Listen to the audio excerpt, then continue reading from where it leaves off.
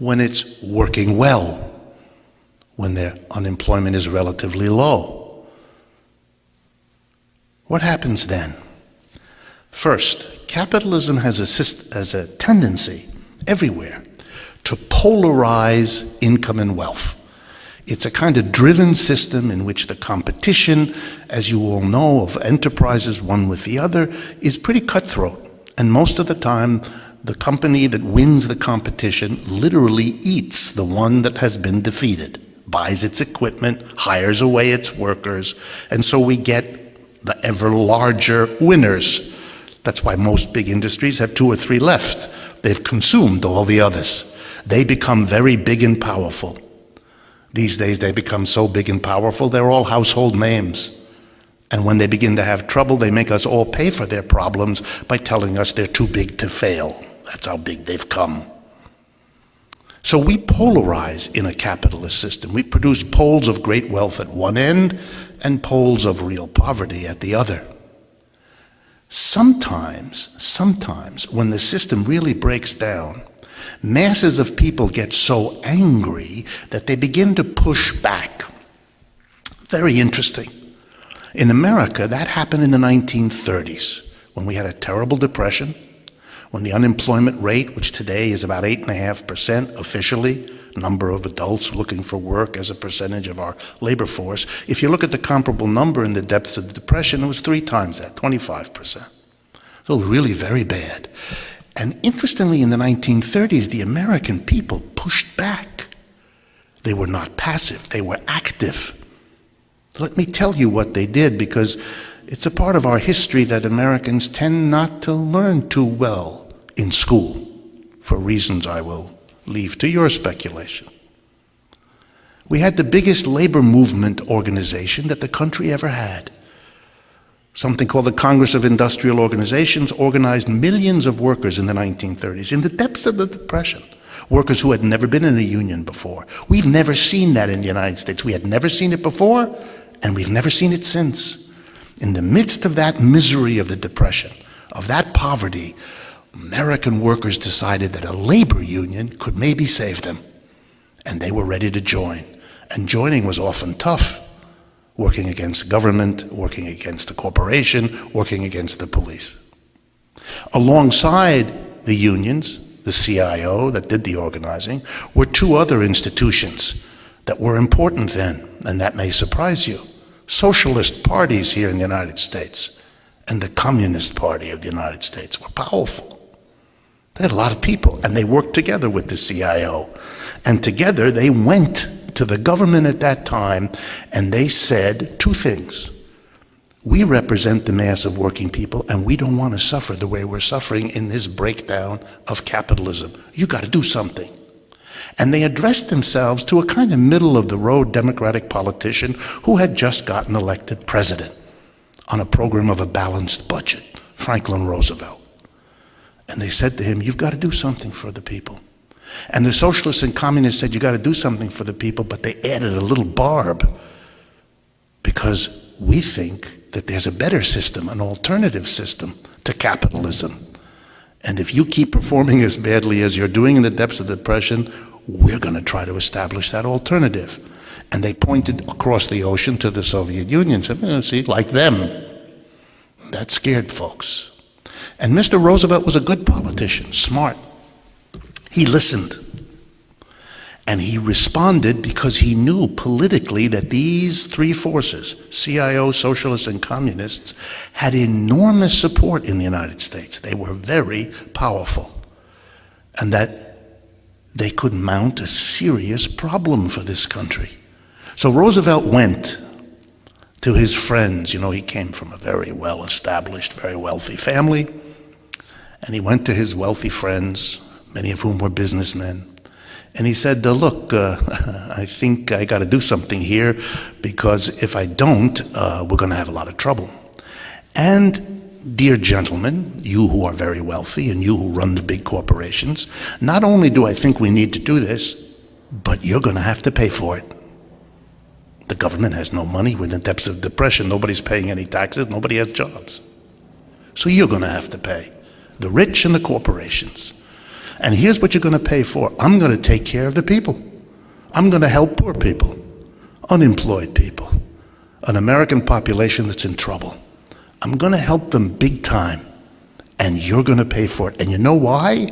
Because if you don't, coming down the road are those socialists and communists, and they're going to cut you a lot less attractive deal. And you know, something interesting happened. The business community and the rich were split. Half of them did not buy that argument. They were not convinced by Mr. Roosevelt. But half of them were. And Roosevelt was a good politician. With half of the businesses in his pocket, he knew he could count on the CIO, the socialists, and the communists to kind of work something out. And here was the deal. I'm going to get the money from the corporations and the rich. I'm going to help you on a scale you've never seen before. And in return, you're going to stop talking about getting rid of capitalism. You're going to mute that part of your message. You're going to celebrate me as the guy who gives the mass of people something they never got before. So what did Roosevelt do? 3 interesting things that I'll mention. 1, he created the Social Security system. We never had that before. In the midst of a depression worse than today, when there's no money in the hands of the government, none is coming in, it's really hard, we can't do anything, the president goes on the radio and announces that every American over 65 years of age who's had a lifetime of work is now going to get money from the government for the rest of his or her life. Thank you very much. What? Where would all the money come from? But you know, I've already told you, from taxing the corporations and the rich. And no sooner did he do that than he announced another new program, unemployment compensation. We never had that before in the United States. In the midst of a depression, when tens of millions of people are out of work, the president announces, I want to tell you all that everybody who's out of work is now going to get a government check every week for a year or two to make this easier. And who's going to pay for that? The corporations and the rich. But now comes the third program. President Roosevelt says, if the private enterprise system of the United States cannot provide work to tens of millions of American citizens who want to work, well, then I'll do it. And between 1934 and 1941, Roosevelt created and filled 12.5 million jobs. Well, you're hired by the federal government. And who paid for all of that? The corporations and the rich. Wow. I'm not describing the Soviet Union or some fantasy or some impossible dream. I'm just describing American history. And not so long ago either. Wow. Just to drive it home. What did Roosevelt, how did he actually do this? Well, he was very courageous and clever. In the midst of World War II, to make this point really strong, he proposed a novel income tax. Here's how it would work.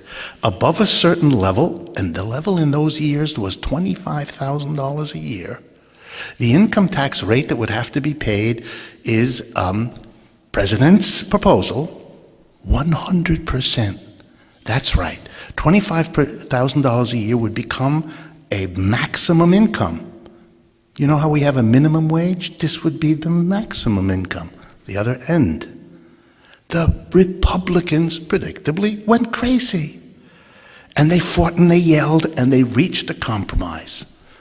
And the compromise was that above the top, that the highest rate, the richest Americans, would henceforth have to pay 94%. The law signed by the president. If you were rich in the 1940s, every dollar over the top limit, the highest bracket that you earned, you got to keep 6 cents. And the other 94 cents went to the president and to the government. And by the way, in the 1950s and 60s, it continued. 91% was the top bracket. Republicans endorsed it, Democrats endorsed it, Republican and Democratic presidents maintained it. And by the way, why? The answer was easy, and everybody understood it. It went like this. We have just come through the greatest depression of our economic life, the 1930s, followed by the most severe war threat we've ever had, World War II. The country has to pull together to overcome and rebuild from these two great sequential crises, and from each must be taken their capacity to contribute. And so we're taking from the rich their capacity. Here's some statistics for you. Beside the income tax on individuals, in 1945, I did a little calculation. For every dollar that the federal government got in income taxes on individuals, it got from corporations $1.50. Corporations as a whole paid taxes on their profits 50% more than individuals as a whole. What's the relationship today? For every dollar that is taken from individuals, corporations today contribute 25 cents. And what's the highest tax bracket? Is it the 91% of the 50s and 60s? No, it's 35%. What's the lesson here? In the 1930s, the gap between rich and poor was reduced because the government took from the rich to take care of the mass of people who had been suffering in unemployment and poverty through no fault of their own, through the breakdown of the system. No sooner was the war over than the business community and the rich went to work to undo what had happened in the 1930s, to undo the high taxes on corporations and bring them down to where I just told you they were, to undo the tax on wealthy people to bring them down to where they are today.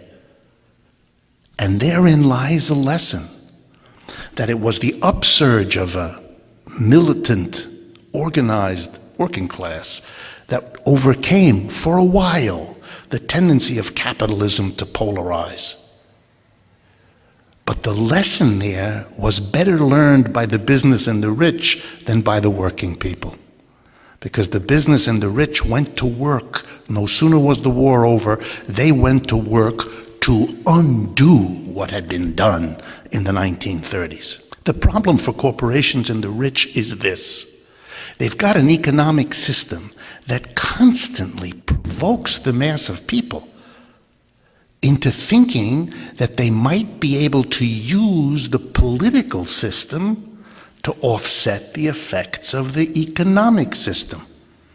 The danger for capitalism has been, if you actually give everybody the vote, that the vote will be the way, the political way will be for the majority to recoup for themselves in politics what they lost in the capitalist economic system.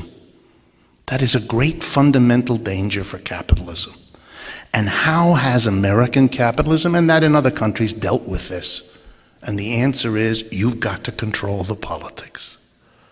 Because if you don't, it will come back and undo what you've achieved in your economic life.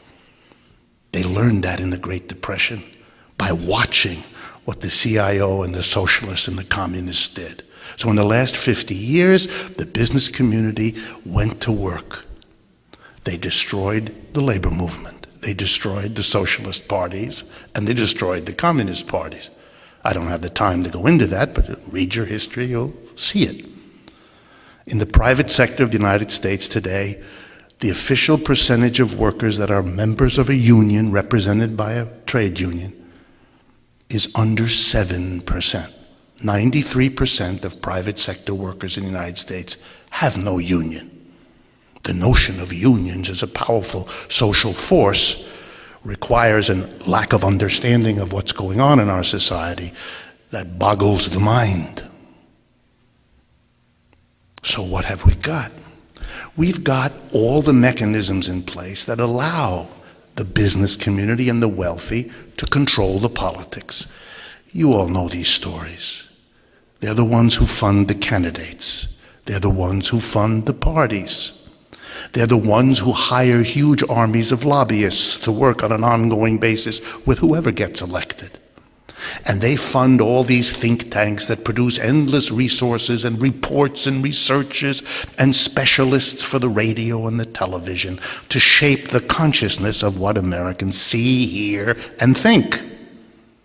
And the end result are events sort of like the two political presidential conventions in which not a word is said about the system, not a word is said of the sort I've just finished telling you about, in which they each blame each other as if the politicos had the power to do much about all of this.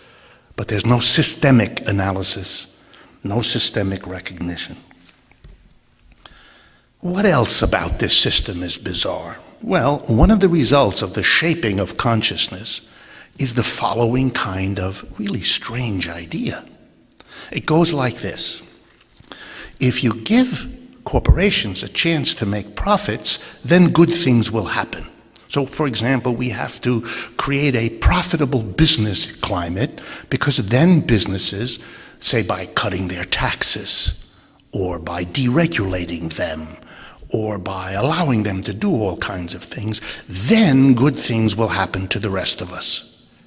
There's a simple logical problem here. If you cut the taxes of business, then they have more money because their taxes are lower. What they do with that money is their decision. And their decision is governed by making as much money as possible. That might mean that they will create a job, okay, but not here, in a place where the wages are much lower, say in Asia, which might be nice for them, but isn't particularly good here. Or they might lend it to a government, or they might play the stock market, or they might do, I don't know, let's see, what did they do over the last 30 years? The most impressive things big corporations did with the money they saved from taxes and with the profits they were able to get from deregulation, really one of the most spectacular things they did was to begin to pay corporate executives at the top stupefying amounts of money. We are the leader in the world. I'm sure you're all proud. We're the leader in the world in the gap between what we pay our top executives and what the average worker in that company that the executive is leading gets. In other places, the numbers are like 30, 40 times. In our country, it's 300 or 400 times. The big people at the top took the advantage of the lower taxes they had to pay to make themselves stupefyingly rich, which in a free enterprise, they're free to do.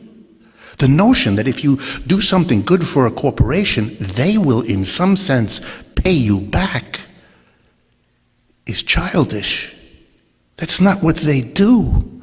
That's not what they're hired to do. In this system, they always try to pay fewer taxes. They always try to find the most profitable thing they can do with their money. What that does for the rest of us, who knows? But there's no control here. It's also like allowing a company to go and close a factory in Cincinnati and open it in Shanghai. The justification of the logic of the way our culture works is, well, we will all benefit because the prices that they will charge for the things they make over there will be less than what they... But they're not required to do that. When they close the factory here and go to China, it's precisely with the big idea of selling the good at the same price to you in the supermarket, but just having to pay lower wages to get it manufactured over there. Why should they lower the price? They'd make more money if they didn't. It's not their job, as they will explain to you, to take care of the American economy. They weren't hired by the American economy. They were hired by the shareholders of that company to make money for that company. Sure. Because on the way home from almost every corporation, when the workers are finished with the day, they pass a bar or two, which invites them to come in after work to enjoy a happy hour, which is a very subtle way of reminding them what the quality is of the hours that precede arrival at the bar. Those are the unhappy hours. And they're unhappy because you are a drudge. You're a drone. You're almost like a piece of machinery. And so you don't care that much about your job. You're interested in how much it pays because your excitement is elsewhere. Maybe with what you can buy with the money you get from working. But the job itself, for most workers, is purely a means to get the money. And yet it's amazing if you think about it. 5 out of 7 days, for the major part of the day, you go to work. It's the most important part of your adult life. Why isn't it made to be a learning experience, a joyous experience, an experience that develops you and develops your potential and develops your understanding? It ought to be. But you accept, don't you? We all do. That it isn't. That all of that is subordinated to making money, and the people at the top think the best way to make money is to stick you in a little cubicle with a little computer and throw Muzak at you until you go crazy. In order to find out what you're really good at and what your contributions to society can be, you have to have a chance to see what you can do. And it doesn't even stay the same across your life. You have different capacities at different times. Why should some people have all the control, the design of what's going on, the direction decisions, and other people just do what they're told? If all you're doing is what you're told, you're not going to develop your capacity to innovate, your capacity to redesign a process, to redirect a process, because you don't have any place to develop those skills. Imagine how much innovation we could have if we really gave everybody a chance to learn, and how the system works, and how the production of this, whatever you help to make, how that's done. If we gave you some training when you were growing up in the design, wow, we would all be different people, because we wouldn't have divided the society into a tiny number of people who make all the decisions and therefore have to learn how to do that, and the rest of us who, no point in learning that, no point in teaching that to you, because you're never going to do that. You're just going to be a barista at Starbucks. And for that, the amount of direction skills you need are small. I don't mean to pick on Starbucks. I enjoy picking on Starbucks, but I don't mean to pick on Starbucks. Okay, what then is the solution? Well, you can see from the logic of what I've done that it isn't blaming the banker for doing what bankers do. And it isn't blaming workers for doing what they do. Workers are told to enjoy the American dream. They are paid until the 1970s. They're paid more every decade. It's remarkable, the American wage system. 100 years before the 1970s, wages go up, and Americans could afford, with a rising wage, to have a higher standard of living, which is half the reason why millions of immigrants came from all over the world. In the 1970s, as I hope most of you know, real wages stopped rising in the United States and have never resumed. That was, of course, a crisis for the American worker, who had promised to himself, to herself, to his and her children, the American dream. A home, a car, a vacation, a college education, all of it. What a torture to a population that has learned to believe that with every decade you'll make more money, and that'll allow you to have these better things and to give them to your children, and you promise it and you believe in yourself as you're capable of doing it, and suddenly the wages don't go up anymore. And it's not explained to people that the wages didn't go up anymore. They're just left without the wherewithal to achieve the American dream. And if you don't make it a national conversation, and if you don't explain it to people why that happened, then Americans blame themselves individually. I didn't go to the right schools, I didn't take the right courses, I didn't major in the right thing, I didn't work hard enough, I didn't please my boss, whatever, it's me. And they turn inward and blame themselves with all the social consequences of that. And when that doesn't solve the problem, they do something very understandable over the last 35 years. They want to hold on to that dream. And if the wages don't pay for it, borrowing will. And so the American people go on a borrowing binge, the likes of which no working class in the world has ever seen. They borrow everything. We had to invent the credit card for mass consumption starting in the 1970s. That's when MasterCard, Visa, all that got going. So everybody could borrow. We now have a new generation we never saw before. College students who come out of college with $100,000 or more in debt, only to discover that we have such a collapsed economic system that they either will not get a job or never get a job to ever get out of that debt. Nobody prepared them for this, and they're very upset. These are systemic problems. We're going to blame the college student for borrowing too much. We're going to blame that worker for trying to hold on to what every advertisement told him or her was the nature of a successful life. How cruel can you be?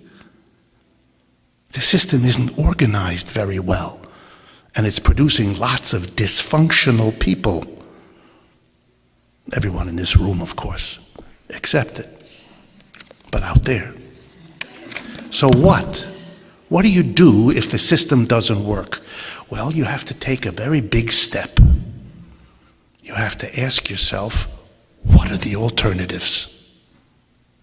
Is there another system? And Americans have been taught for a long time not to go there, because that gets you into a dangerous area.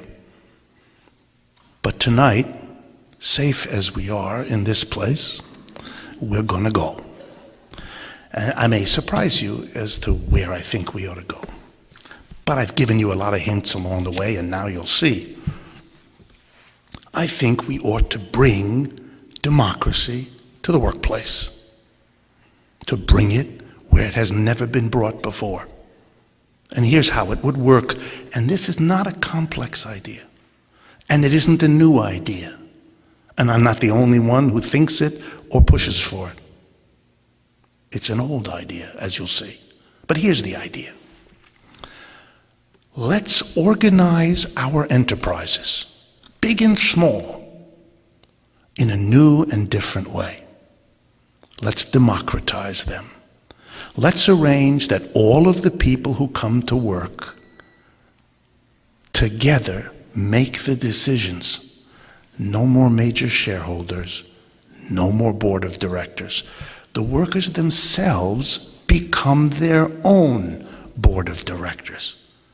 Here's a sketch, just to have an idea in your mind. Monday to Thursday, you come to work, you do what you always did. Friday, you come to work, you don't do what you always did. Together with all the other workers, you have meetings all day on Friday. And together in those meetings, one worker, one vote, you decide what to produce, how to produce, where to produce, and what to do with the profits your work has produced. Another name for this that's old in American history and even older in other countries is called cooperative, community enterprise. Lots of words. I really don't care what word you use, but I want to stress the democracy at work theme because we're a country that's kind of obsessed about democracy. So let's use that. Let's bring democracy to the place where most of us adults spend most of our time, most of our lives. Seems reasonable if you're committed to democracy to institute it where you are most of the time. Otherwise, what does your commitment amount to? Wow. Think about it. I'm now going to take you through some of the implications of doing this, because I want you to see potential where it is. So first, if the board of directors is the workers themselves, then one of the decisions they have to make, which is the decision made by board of directors now, is how much different people get paid. Aha! In capitalist countries like our own, the board of directors decides what to pay the top managers. And as I've already mentioned to you, over the last 30 years, they have been extraordinarily generous. So that top managers of major American corporations get salaries in the millions or tens of millions of dollars every year. That's normal. Well, if you're upset, as most Americans who pay attention to this are, that the gap between rich and poor has become more extreme, and that poses all kinds of dangerous social problems and tensions, then I have news for you. Perhaps the single biggest factor accounting for the growing divide in the United States are the immense salaries paid by corporations to their top executives. If the workers collectively decided what everybody got, what can you imagine might happen would the workers collectively give a tiny number of themselves huge salaries, and everybody else would have to scramble and wouldn't have enough? Would the majority of workers vote to hobble themselves in that way? Nah, not likely. Gosh, not at all. Not gonna happen. So if you're concerned, as many Americans are, to do something about the gap between rich and poor in the United States, here's a really powerful way to get at that. Make it a democratic decision. That would allow workers to pay some people more than others if they thought that's appropriate. But my guess is the ratio would be 3 or 4 or 5 to 1, not 300 or 400 to 1. And you know, we have a hint, an actual practical example to show this. Right now in the world, the single most successful enterprise that has converted to a democracy at work system exists in the north of Spain. Some of you may know about it. It's based in a little community, little city called Mondragon in the Basque region, just below the Pyrenees Mountains in the north of Spain. This is a company that has been growing since its founding in the mid-1950s. So it's a good half century old. It started with 6 workers. It's a system of cooperatives. It has grown quite effectively. It now has over 100,000 employees. It's the 7th largest enterprise in all of Spain. And it's just a set of cooperatives that coordinate with one another. In each of them, the workers are their own board of directors. And guess what? The workers made a rule. The highest paid person in the co-ops, in any of them, doesn't get more than 6.5 times what the lowest paid worker does. So there is no such enormous gap between rich and poor. And if you travel in the north of Spain, where this company is the largest company in that part of Spain, you will see that the cities and towns, I was there this summer, you can see right away. You don't have the slum over here and the fancy net. You don't have any of that. There are people with more and less, but the gap is completely different. It's a part of the world in which you could say something like the following and not be lying through your teeth. Everybody's in the middle class. Here's in 1956 to over 100,000 now. They managed it. They're very big. They're very successful. Well, the second question you might have is, where are they going to get the money? How could workers start a collective business with what? That's an interesting problem. Where would the money come from? And guess what? There's solutions to that too, because this isn't a new idea, and there's lots of examples. I'm just going to give you one to tantalize you with the possibilities.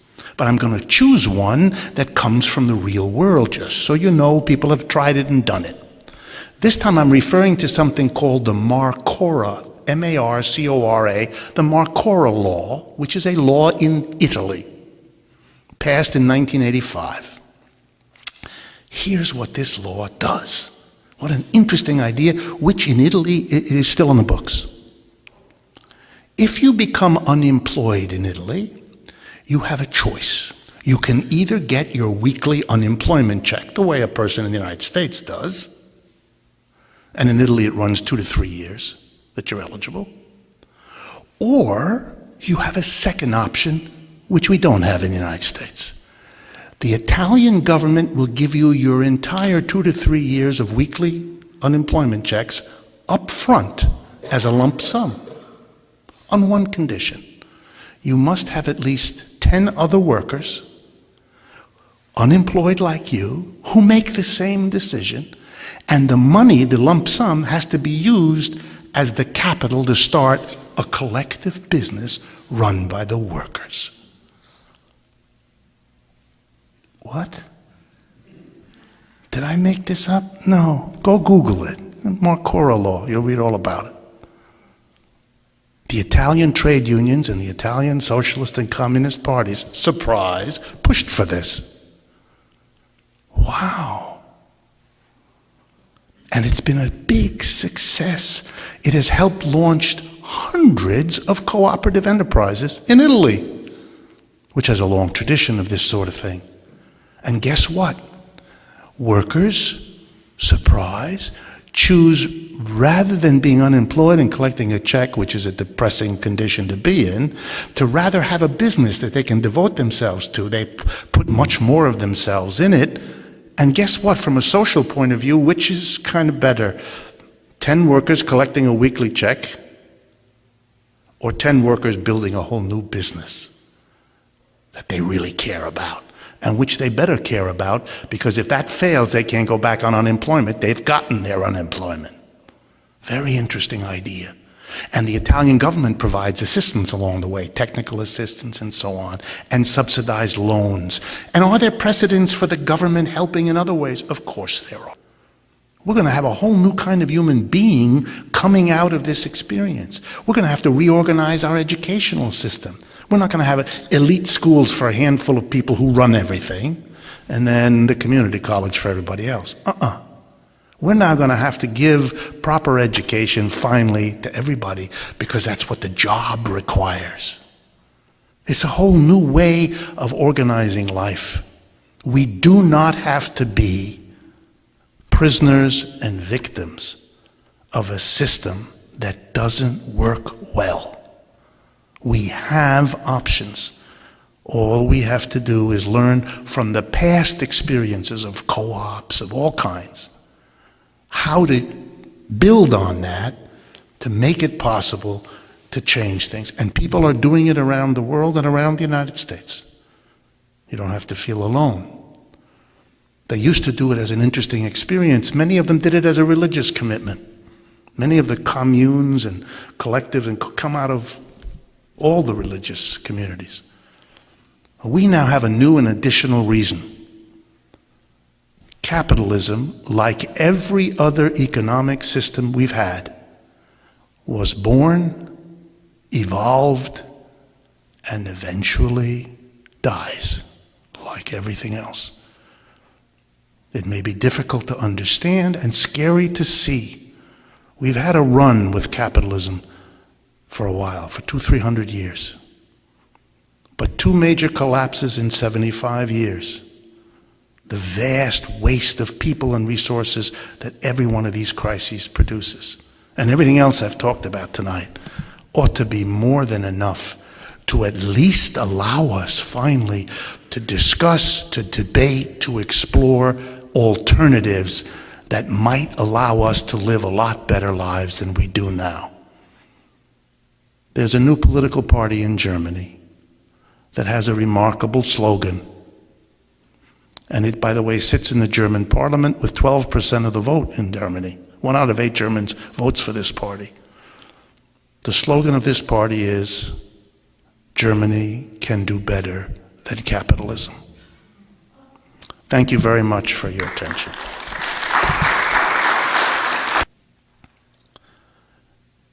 Another way to put this, and it goes back to your question about the unions. I like to use a parallel with slavery. There are two ways to react to slavery, and you always see whenever there's a struggle against slavery, as there was in this country in the 19th century with our slavery in the southern states. One response to slavery, of people who are critical of it, is to work very hard to improve the conditions of slaves. Feed them better, clothe them better, don't allow their families to be ripped apart in the slave market. All those things we understand. And the movement, the critical movement against slavery all over the United States, including the South, often took the form of a desire to improve the condition of the slaves. But then there was always another wing of the criticism of slavery, the abolitionists, who looked at the first group and said, "Are you kidding? The problem isn't that they're not well fed or well clothed. The problem is that they're slaves. And even if we had a big struggle, and even if we were successful in improving the conditions of the slaves, as long as they're still slaves, it's always possible for the master to take back whatever improvements in the conditions you were able to extract from him." The way to break out is to end the institution of slavery. And there was a big struggle in the United States between these two groups. In the end, Lincoln went and abolished slavery. Well, it's really the same issue now, isn't it? Either we work real hard to improve the conditions of working people, their wages, their salaries, their benefits, or we say, wait a minute, the problem isn't the conditions. The problem is that they're an employee of somebody else who's the employer.